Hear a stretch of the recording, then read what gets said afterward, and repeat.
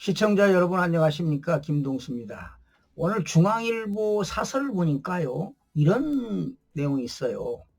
여전히 부정선거론 떨치지 못한 야당 대표.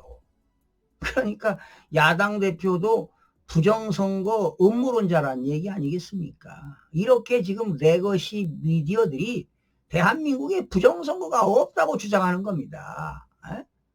사실 여부를 판단해야 되는 거 아니겠습니까? 중앙선거관리위원회 홈페이지에 나와 있는 그 자료가 부정선거 자료라는 얘기입니다. 숫자는 절대로 거짓말을 하지 않습니다. 그래서 요거 여러분 오피니언 소개해드리고 간단한 촌평해드리겠습니다.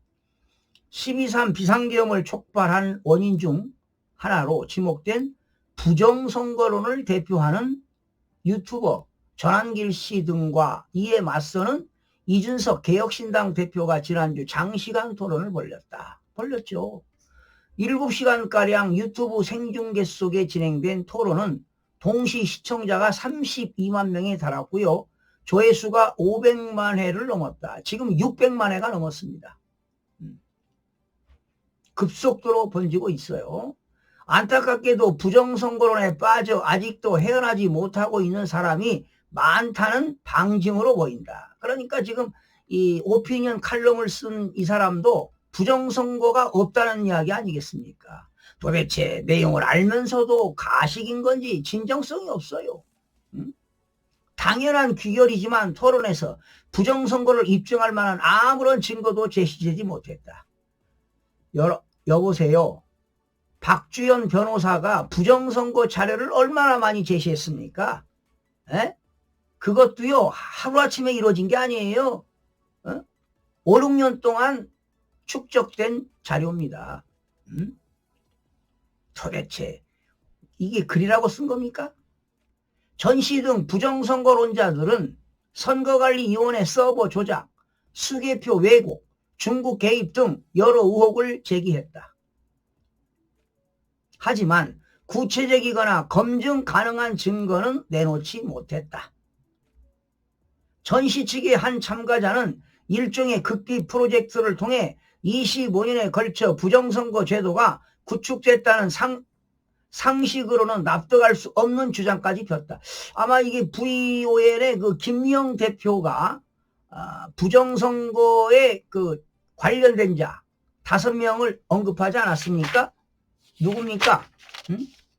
지금 행정안전부 장관 윤호중과 그리고 선거관리원 상임위원 했던 조혜주 씨, 그리고 베트남에서 그 객사한 이해찬 고인, 그리고 고한석 씨, 그리고 양정철 민주연구원장 출신 아닙니까? 양정철.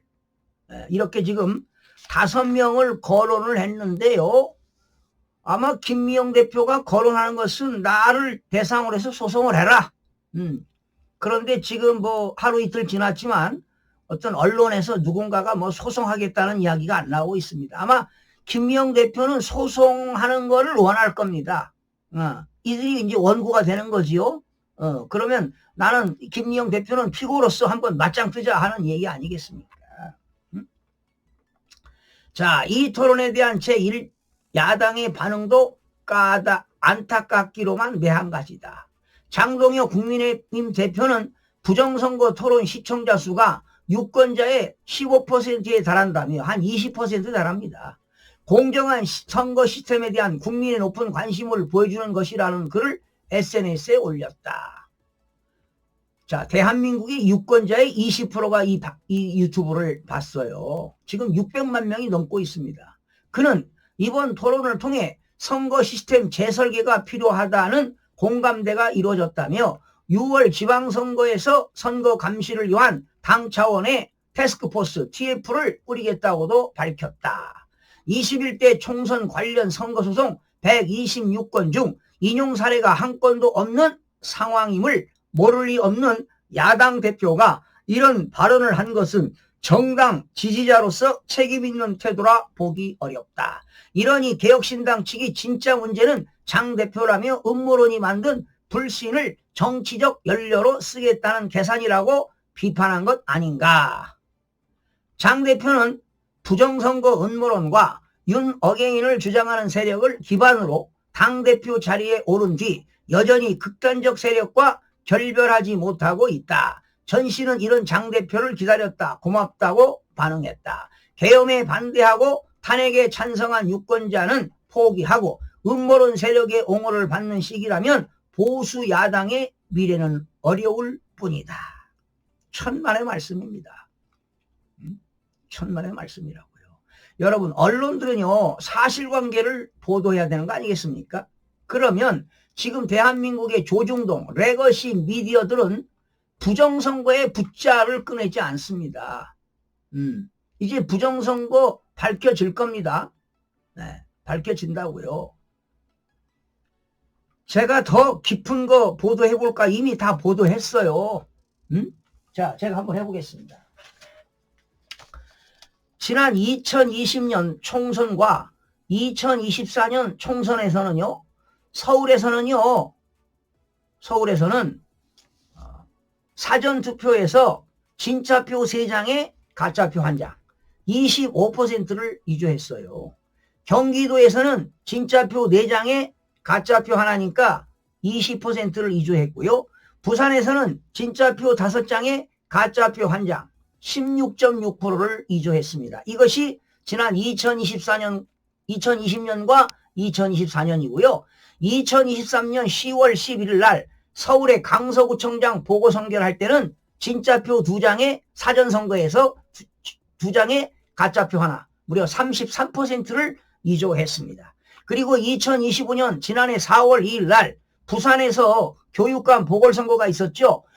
보궐선거 부산만 있는 게 아니지요. 시군국 여러 가지가 있었는데 제가 이미 다 방송해드렸는데 이게 지금 밝혀지지 않아서 그런데 부산 교육감 선거할 때요. 역대 최대 조작했습니다. 사전선거에서 진짜표 하나에 가짜표 하나 무려 50%를 위조했습니다. 그리고 지난 2025년 6월 3일 날 조기 대선에서는 자 관외는요. 우편 투표를 하는 거예요. 다른 자기 주소지가 아닌 다른 지역에서 투표한 것을 우편하면 의잖아요. 진짜표 2장에 가짜표 하나 33%를 위조했고요.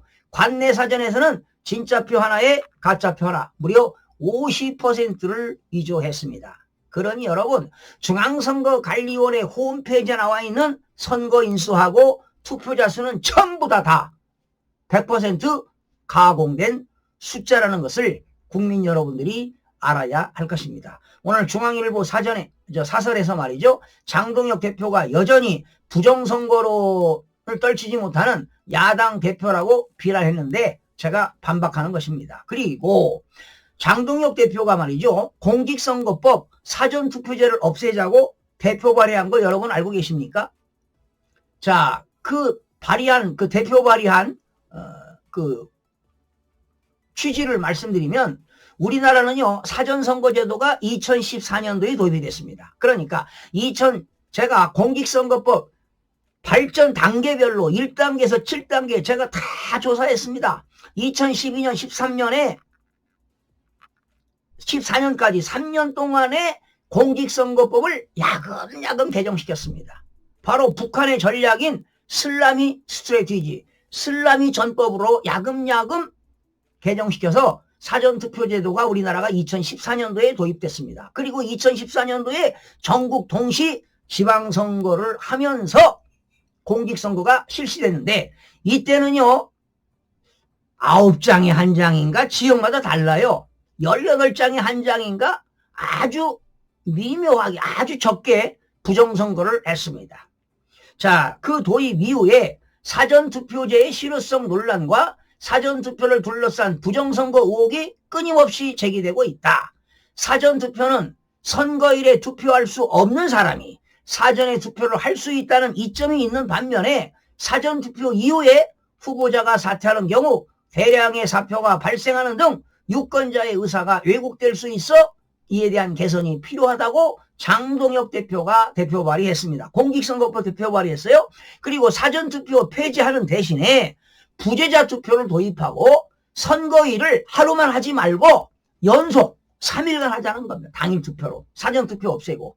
하루 하면은 다 못하니까 3일간 연장함으로써 사전투표 폐지에 따른 투표율 저하를 보완하려는 것임에 이런 대표 발의했는데 지금 2월에서 잠자고 있는 거예요. 잠자고 있다고요, 여러분. 그래서 지금 장동혁 대표가 대표 발의한 공직선거법을 통과시키기가 어려워요. 여대 야수 아닙니까? 여당이 더불어민주당이 협조를 안 하면 도저히 통과가 안 됩니다. 그렇다면 장동혁 대표는 뭘 주장해야 되느냐? 공직선거법에 사전투표 관리관의 도장을 찍는 법대로 하자. 공직선거 관리 규칙을 하지 말고 도장 찍어서 인쇄하지 말고 그날 사전투표할 때 사전투표 관리관의 지역마다 관리관의 도장을 다 찍자 이 말이죠. 이러면 부정선거 없앨 수 있습니다. 그리고 전자개표 하지 말고 수개표 하라 말이야. 독일처럼 영국처럼 대만처럼 수개표 하면은 부정선거 없앨 수 있습니다. 그러나 그 전에 그동안 21회 그리고 6.3 조기 대선 부정선거 한 거 밝혀내서 다시 재선거 해야 되는 거 아니겠습니까?